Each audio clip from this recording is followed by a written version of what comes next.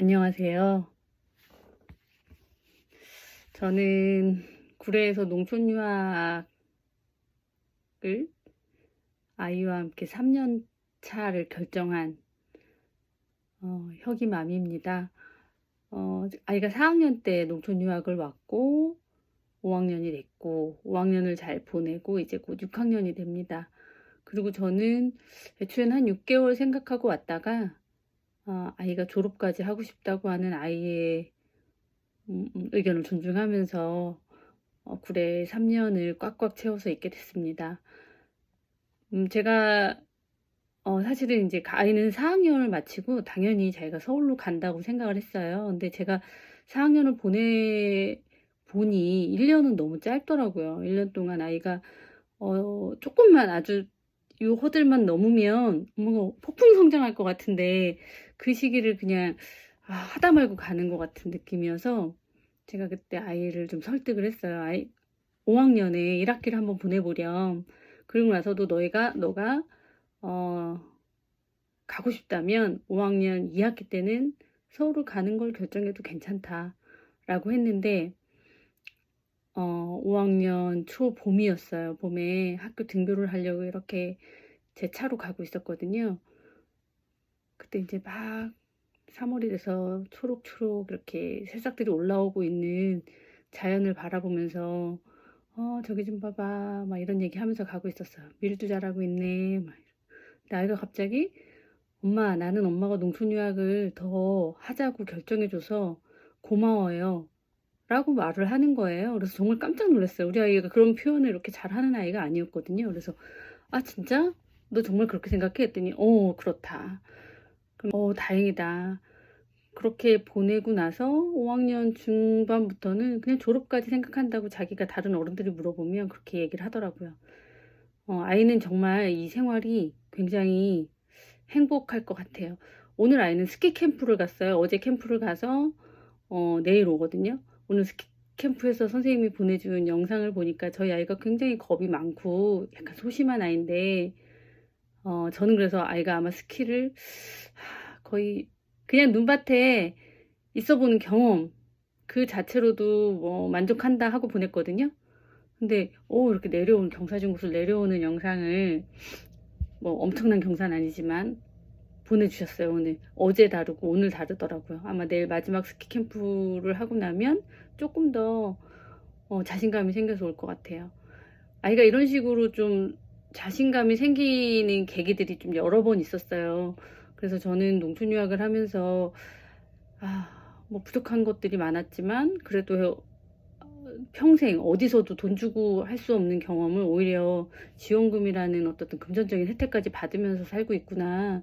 그래서 감사하고 또 행복했거든요. 사실 이제 부모님들은 아이가 행복하면 대부분 만족을 하세요. 이제 아이가 만족하지 못할 때 부모님들이 가장 힘들어 하시고, 근데 아이가 만족하지 못하는 경우가 있더라고 하더라도 아이들은 한 6개월 안에 모든 문제가 해결된다고 볼 수는 없는 것 같아요. 제가 보니까 이제 기존의 아이들의 그룹이 있고, 그래서 특히 이제 남자애들 같은 경우는 처음 오면 서열 싸움 같은 약간 기싸움이 있는 것 같아요. 아이들 간에, 남자아이들 간에 뭐 서열 다툼 있을 수 있다. 그리고 여자아이들도 친구가 없는 경우들 종종 있고, 친구들, 이제 사춘기 들어서는 친구들 보니까, 친구들에 대한 이 욕구? 관계 욕구가 굉장히 크더라고요. 사춘기, 그랬던 것 같아요. 저도 어릴 때 그랬었던 것 같고, 우리 어머님들도 그런 경험 많으실 거예요. 그래서, 그 부분 친구가 많지 않아서 좀 고민하는 어머니들이 좀 있었어요. 그런데, 이것도 이제 6개월 지나고 1년쯤 보내니까 아이들이 그 안에서 적응을 하고 방법을 찾는 것 같더라고요. 아쉬움은 아쉬움대로 있지만, 어, 우리가 뭐, 여기 지역에 와서 정착해서 앞으로 쭉 이곳에서 살 것이다. 라고 고민하면 또 이제 어떤 방법을 강구해야겠지만, 또 이제 잠깐 오시는 농촌 유학이시라면 1년이나 2년, 혹은 저처럼 3년이면 친구 문제는 좀 고민이 해결이 되는 것 같아요. 음, 관계도 이제 1년쯤 지나니까 친구들도, 지역에 있는 친구들도 탐색 기간이 있을 것이고 또 아이들하고 친해지는 데까지 걸리는 이제 시간, 절대적인 시간이 있으니까 그게 있을 거라고 생각을 해요. 제가 요즘에 이제 올해 들어와서 많이 느꼈던 게, 시간의 힘이 굉장히 강하다. 반년 있을 거다, 1년 있을 거다, 이렇게 있었던 것보다, 내가 1년 더 있게 됐다, 2년 더 있겠다, 됐다, 이렇게 했을 때 지역에서 저희를 바라봐 주는 시선이나 주변에서 뭔가 어떤 문이 열리거나 또 기회가 생긴다거나 아니면 관계가 확장된다거나 이런 것들이 아주 그냥 조금 열었을 뿐인데 이만큼 열리는 경험을 해요. 그게 저는 굉장히 놀라웠고, 시간의 힘은 그 어떤 힘보다 강하다라고 생각을 했어요. 그리고 이제 일상의 힘도 굉장히 강합니다. 우리가 일상을 이렇게 산다는 것 자체는, 생각해 보면 우리의 모든 순간과 삶이 무너졌을 때는 그 일상이 다 무너져요. 뭐 굉장한 큰 고통이라든지 감당할 수 없는 어떤 문제가 생겼을 때는 일상을 영위할 수 없을 만큼 그 일상이 무너지는 경험을 하잖아요. 그래서 우리가 아침에 일어나고 커피 한 잔 마시고 아이랑 수다를 떨고 뭐 아이 엄마들과 차 한잔하고 밥 한 번 먹는 이런 일상들은 굉장히 힘이 세더라고요. 그리고 일상들이 누적이 되면 굉장히 안정감도 생기고, 그 누적되면서 성장하고 관계도 깊어지고 그런 부분들이 있는 것 같아요. 농촌 유학 앞두시고 많이들 심란하실 거라고 생각을 해요. 제가 살짝 잊었더라고요. 제가 이제 3년 차가 되니까, 내가 처음 농촌 유학 올 때 어떤 마음이었지? 이 생각을 조금 잊었고, 겨울에 지금 집이 어떤지 궁금하시죠? 저희 집도 이렇게 시골집인데 지금 저기 방안 폭복이랑 방안 커튼 이렇게 해놨어요. 그리고 난로, 전 작은 스토브 난로, 사방으로 열이 나오는 그 스토브 난로를 하나 갖고 있어요. 그래서 욕실이 좀 춥거든요. 욕실에서 목욕할 때 그거 좀 틀어놓고 물 안 튀게 조심하면서 하는 경우도 있고, 그리고 보일러는 좀 많이 떼요. 저는 열심히 떼는 편이에요. 근데 이제 대신 공간은 주방하고 큰 방만 사용하고 작은 방은 잠갔어요, 밸브를. 여기는 이제 보일러 소리가 좀 굉장히 시끄러워서 어르신들은 이 보일러 소리가 너무 무서워서 막 난방을 안 하시고 아주 춥게 지내신다고 하더라고요. 전기장판 하나 깔고. 그 정도로 막 그렇게 소리가 막 돈 떨어지는 소리라고 엥 이러고 돌아요. 근데 이제 그 난방비를 계산을 해보면 어느 정도냐고 생각하면, 저희 집이 이제 옛날 구옥이거든요. 일자로 된 구옥이어서 작은 방이 하나 있고, 그 다음에 중간에 이런 지금 제가 사용하고 있는 큰 방이 있고, 그 다음에 주방이 있고, 주방 옆에 욕실이 있어요. 한 전체 평수로 보면 한 10평 정도 되는 것 같아요.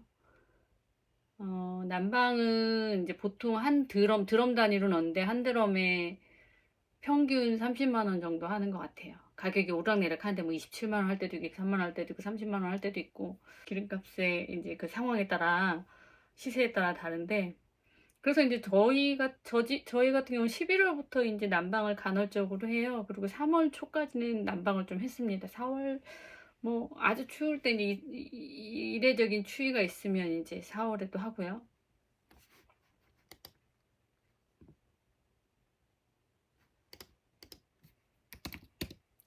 카톡이 와서. 그런데 그때 저희가 이제 난방을 그렇게 하게 되면 제가 한 3드럼? 저는 한 3드럼 넣는 것 같아요. 총 3, 4, 12, 120. 근데 저는 그렇게 하고 조금 이제 잘 지내는 편인데,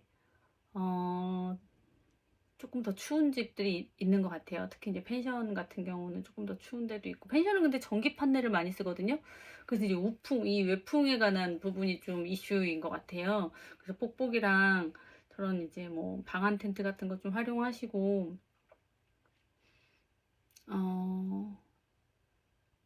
그래서 어쨌든 제가 한 120에서 150 정도를 쓴다고 생각해요. 저희 집보다 좀 큰 규모의 집을 사시는 어머니는 이제 150을 생각하시더라고요. 그러면 1년에, 다른 때는 저희가 난방비를 전혀 사용하지 않으니까 이제 온수만 간헐적으로 사용할 뿐이고 그 정도 넣은 걸로는 계속 넣은 걸로 1년을 살거든요. 그러니까 연 단위로 계산하면 그렇게 큰 돈은 아닌데 이게 이제 한꺼번에 막 넣게 되니까 목돈이 나가서 크게 느껴지긴 하는 것 같아요.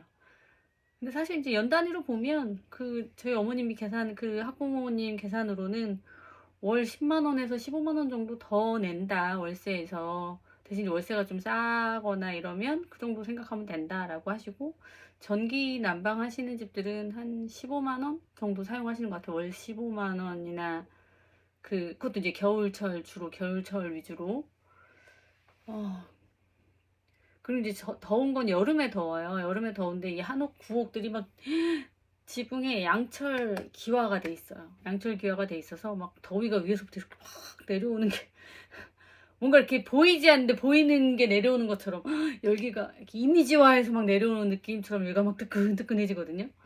그래서 에어컨 없이 좀 지내시는 분들은 힘들었다고 하더라고요. 저희 구례가 또 은근 분지라서 덥거든요. 여름에 좀 더워서 도서관으로 도망가시는 분, 계곡으로 가시는 분, 이런 분이 있었는데 밤에 더우면 이제 힘들죠. 선풍기도 켜고 문도 열고 그렇게 사셨고, 저는 에어컨은 좀 있으셨으면 어떨까. 1년 정도 예상하신다고 하면 에어컨 하나 설치하시고, 그거 다음 오시는 분한테 좀 팔고 가시면 어떨까. 저는 이제 개인적으로 그런 생각을 했어요. 그러니까 제가 더운 걸 못 견디니까 더위가 힘들더라고요. 그래서 저는 이제 에어컨이 있어서 에어컨을 켜고 살았습니다. 전 집에서 일을 많이 해야 돼서 어디 나갈 수는 없었거든요. 그리고 또 뭘 걱정하시? 짐.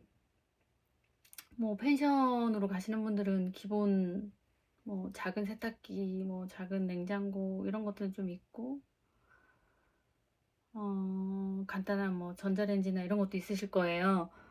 근데 저는 대부분 아무튼 가져왔어요. 지금 시골집으로 이사하면서 전에 펜션에 있을 때는 안 갖고 왔던 것도 야금야금 갖고 와서 지금은 서울 올라갈 때는 저도 이제 웬만한 용달로 갈 수 있을까 고민하긴 해요. 내려올 때는 저희 회사차 카니발 빌려서, 그리고 제 승용차하고 꽉꽉 채워서 왔는데, 먼저 살던 펜션에서 이쪽으로 이사 올 때 이미 제가 용달을 꽉 채우더라고요. 그래서 용달을 꽉 채워서 여기로 왔기 때문에 여기서 서울 올라갈 때는 이제 올라가게 된다면 올라갈 때는 아마 굉장히 많이 버리거나 정리해야 할 것 같아요.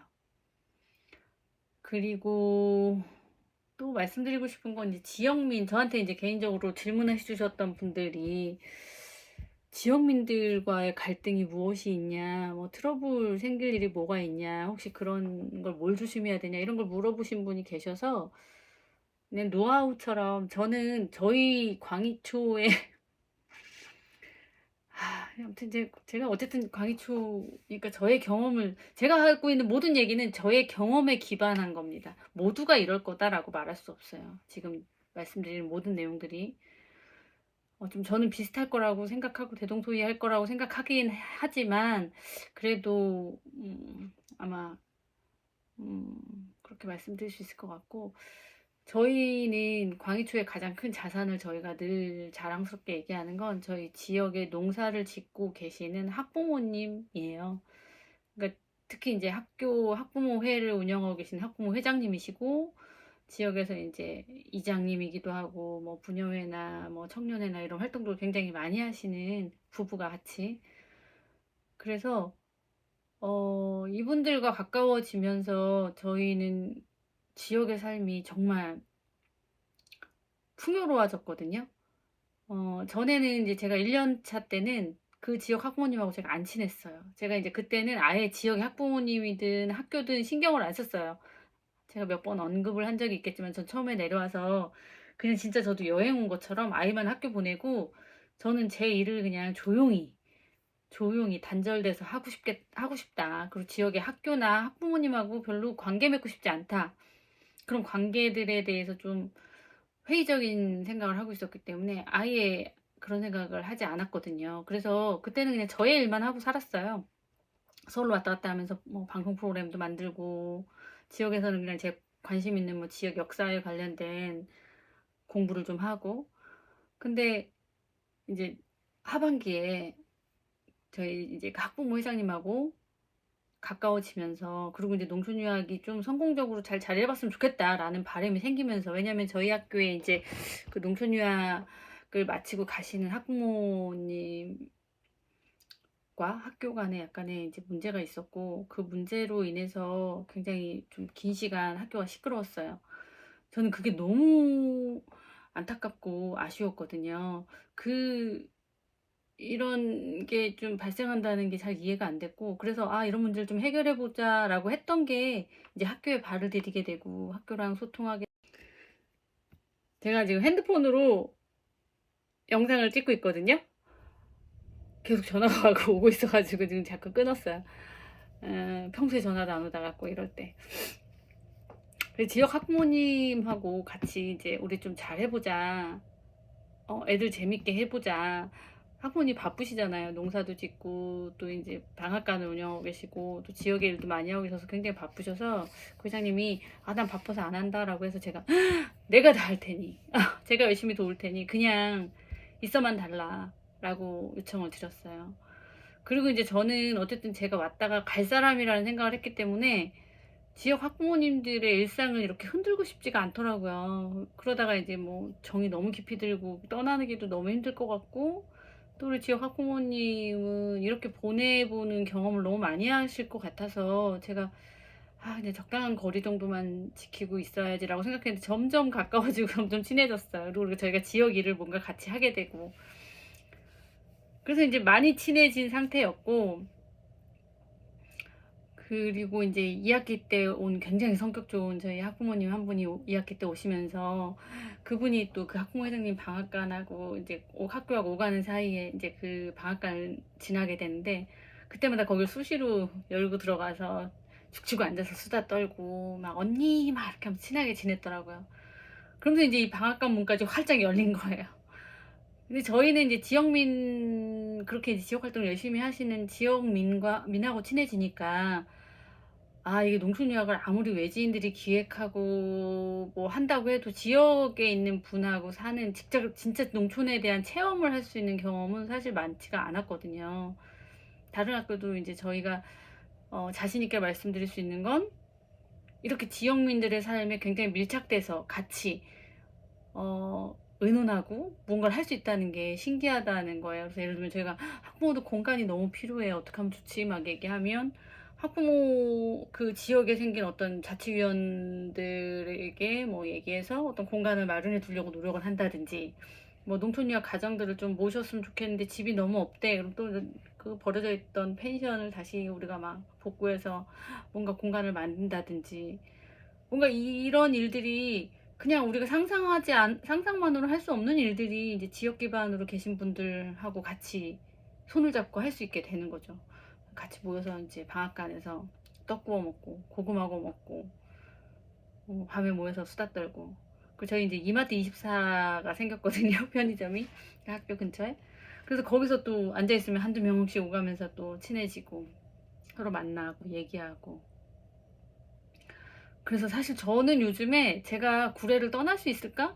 이 걱정을 진짜 많이 하고 있어요. 저 되게 그런 관계를 끊는 걸 잘 못하기 때문에 잘 안 맺으려고 하는 것도 있었거든요. 근데 이게 몸이 멀어지고 이러면, 마음이 멀어지면 이렇게 정들었던 사람들하고 어떻게 헤어지지? 이런 고민이 벌써 되기 시작을 했어요. 그래서 어떻게 될지 저도 모른다는 거. 그걸 다 열어놓고 살자. 아이가 중학교는 서울에 다닐지 지역에서 다닐지 아직 잘 모르겠다. 우리 남편은 고민이다. 이렇게 오래 떨어져 있는 게 맞지는 않으니까 이제 뭐 다른 방법을 어떻게 한번 고민을 해볼까, 이런 생각까지 지금 할 만큼 지역에 대한 애정이 많이 생겼어요. 그리고 제가 그래서 이 지역민과 이 농촌 유학을 새로 오시는 분 사이에서 중간쯤 어딘가에 있는 것 같아요.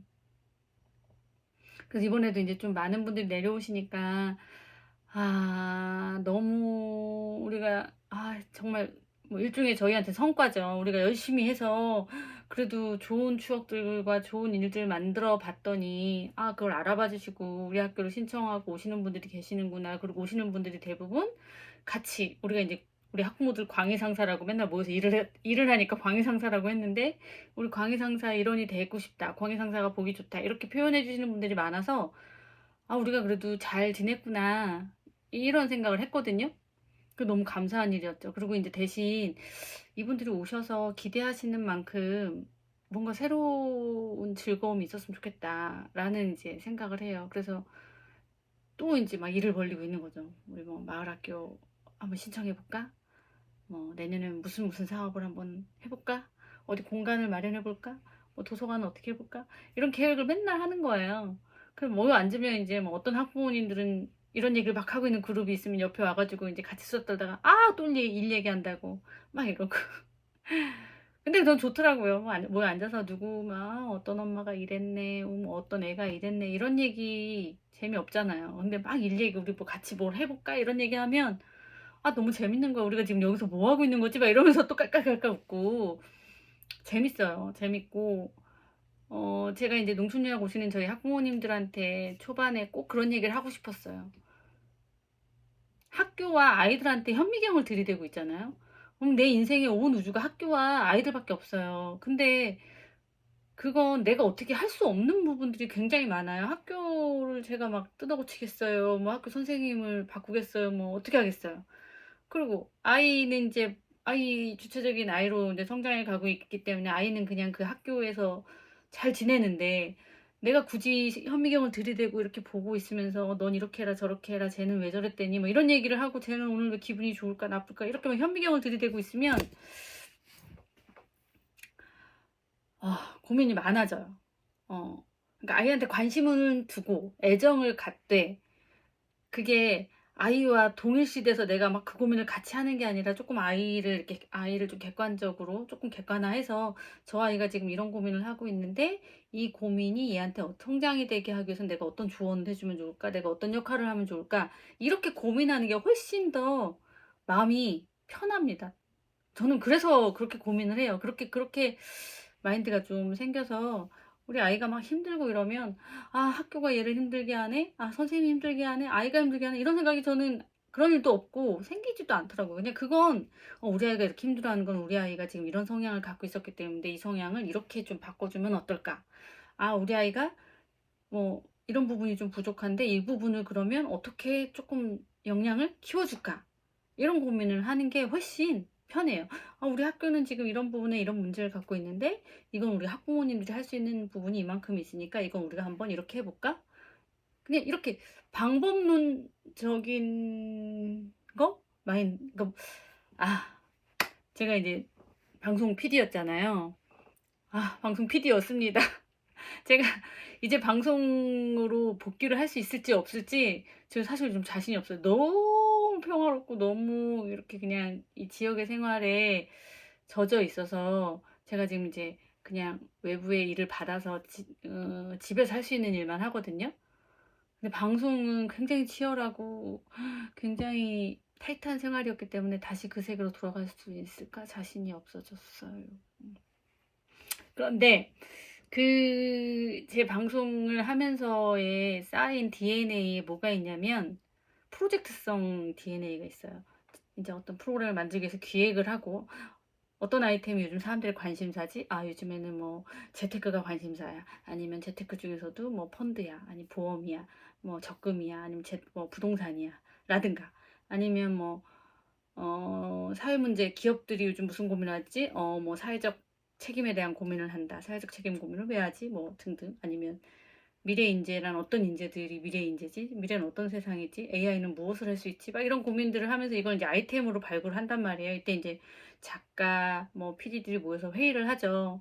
그리고 이거를 이제 어떻게 기획안으로 만들까? 기획안은 이제 이게 누군가가 관심을 보여야 되고 재밌어야 이제 제작해, 이렇게 이제 윗선에서 뭐 제시 뭐 허락을 하든 아니면 뭐 협찬을 받아오든 뭐 이럴 거 아니에요. 그러니까 그게 재밌고 누군가를 홀릴 수 있는 어떤 그 기획안이 나와야 되는 거예요. 그래서 이제 그 기획안에 관한 회의를 좀 굉장히 길게 해요. 아이템 회의라고 해서. 그게 이제 제일 이제 지난하고 힘든 과정이에요. 그리고 나면 이제 뭐 어디를 촬영을 갈까? 누구를 섭외할까? 뭐 촬영 구성안, 이제 뭐 어떤 구성으로 프로그램을 만들까 이런 고민들을 하겠죠. 몇 편을 만들까, 몇 분짜리를 만들까. 그래서 이제 그때 스텝을 꾸려요. 카메라는 몇 누구 뭐 조명은 누구, 마이크가 오디오는 누구를 어떻게 하면 될까. 뭐 PD 조연출, 뭐 PD 몇 명이 필요하지, 작가는 몇 명이 필요하지, 이런 스텝을 꾸리고, 그리고 이제 스텝을 꾸려서 이제 촬영과 편집을 쫙 이제 다 촬영을 나가고 뭐 촬영을 다 해오면 이제 편집 구성안이 만들어지고, 그걸 편집을 하는 시간, 그 다음 편집을 또 객관적인 시선으로 누군가 시사를 하고 뭐 이러거든요. 이 과정이 굉장히 힘들고 어느 땐 체력적으로도 힘들고 정신적으로 힘든데, 이게 언젠간 끝이 나는 거예요. 방송 날짜는 정해져 있기 때문에. 그래서 이 끝을 위해서 달려가고 마지막에 막 있는 힘 없는 힘을 다 쏟아서 가죠. 그 사이에도 막 지지고 볶고 싸우기도 하고, 그렇지만 공통의 목표를 가지고 간단 말이에요. 그리고 이제 프로그램을 딱 이제 세상에 내놓으면 이제 자괴감이 마음에 안 들어 자괴감이 들 때도 있지만, 대체로 이제 산구의 고통을 겪어서 나온 아이들이기 때문에 굉장히 시원섭섭합니다. 잘 나오면, 프로그램이 잘 빠지면 정말 너무 행복하고 모든 걸 보상받는 느낌인 거고, 좀 부족하더라도 어쨌든 이제 끝났다, 끝이 있다, 이런 경험을 하는 거예요. 이 과정에서 굉장히 많은 문제들이 발생을 해요. 사람 간의 문제도 생기고, 뭐 약속을 했던 출연진이 펑크를 내기도 하고, 생각지도 않았던 뭐 복병이 생기기도 하고.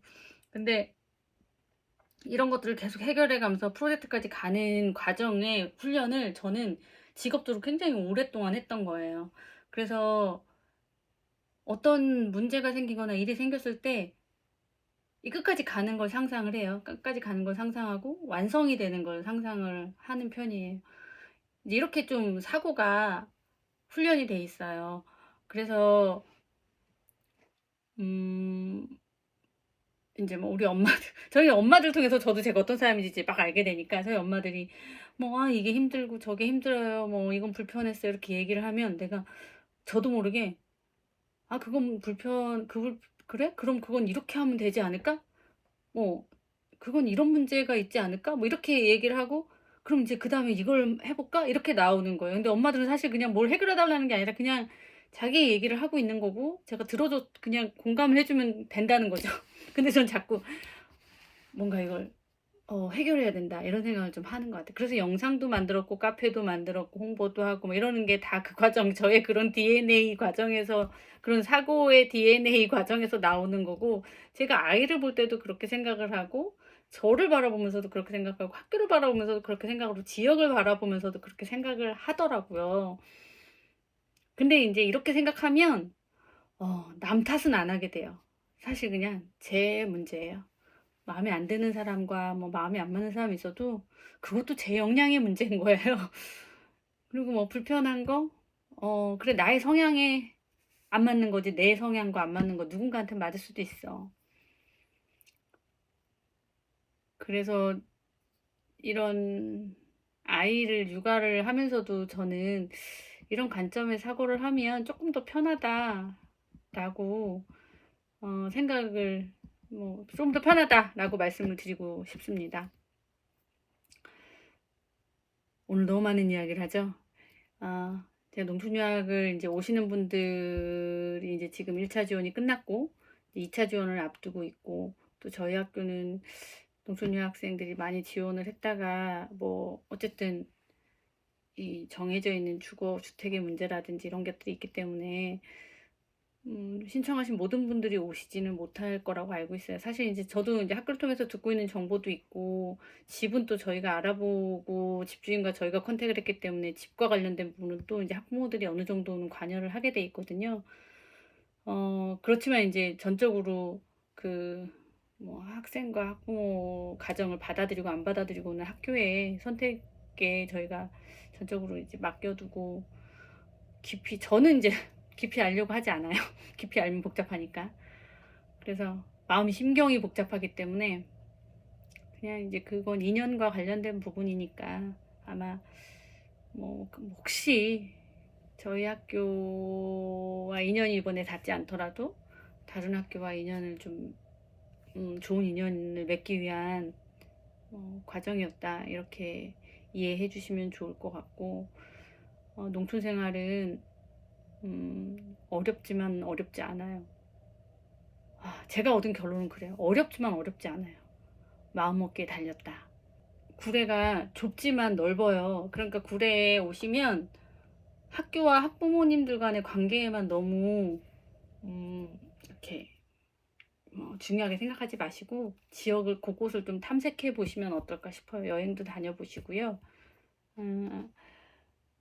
지역에 있는 사람들, 지역에 이제 다양한 종류의 사람들 그룹들이 있거든요. 그리고 구례는 농촌이지만 귀촌자들이 굉장히 많은 동네예요. 그래서 이제 좀 서울 도시 마인드를 가진 분들도 곳곳에 있어요. 그래서 그런 분들을 또 만나면 또 이제 나랑 비슷한 생각을 하는 부분이 있구나라고 생각을 하실 거고, 또 이제 마을 안에 들어서 할머니 할아버지들이나 아니면 지역민들, 지역 학부모님들 만나면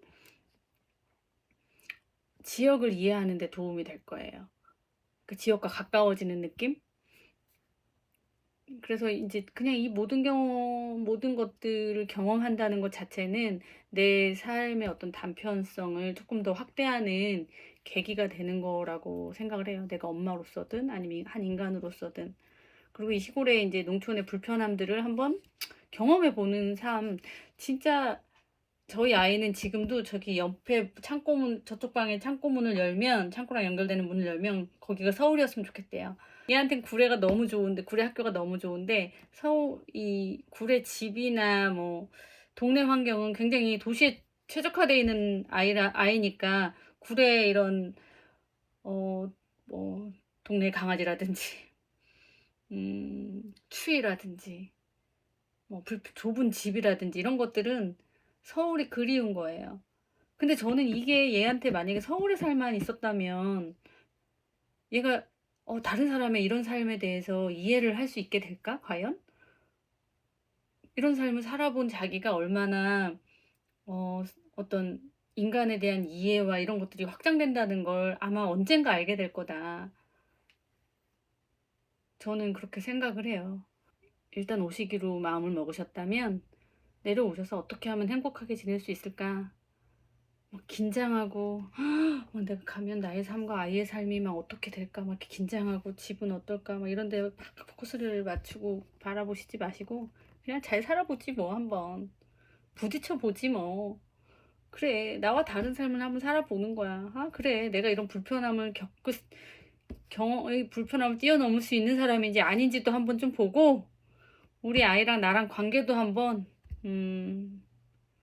좀 다시 한번 생각해보고 경험들, 서로한테 좀 도움이 되는 경험들을 많이 나누셨으면 좋겠습니다.